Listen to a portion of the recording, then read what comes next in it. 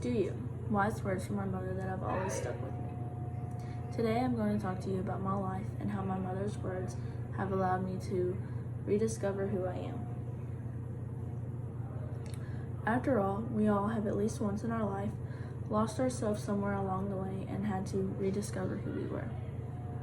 In 2016, my nanny, who was my absolute best friend and the only person I ever completely confided in, passed away. I felt lost, like I had no purpose. My attitude on life completely changed. I was angry and confused and completely shut myself off from everyone.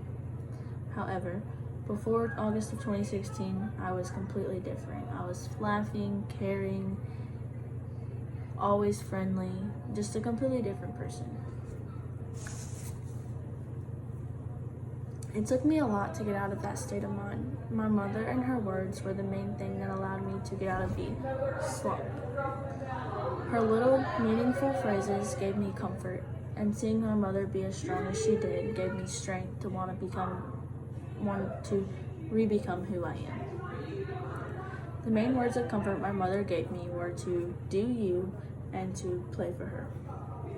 I have always been an athlete, but my sophomore year, 2016-2017, I threw myself into 5 different sports and even became the football manager just to keep my mind off of Nanny. It worked for a while, but then softball season came. At first, playing and not thinking about Nanny was a good idea, and I was doing good, but eventually I got into a really bad slump at the plate. This slump caused me to not only throw myself further downhill, but to lose myself even more. It wasn't until I was doing so bad at the sport that I loved and even tossed around the idea about possibly quitting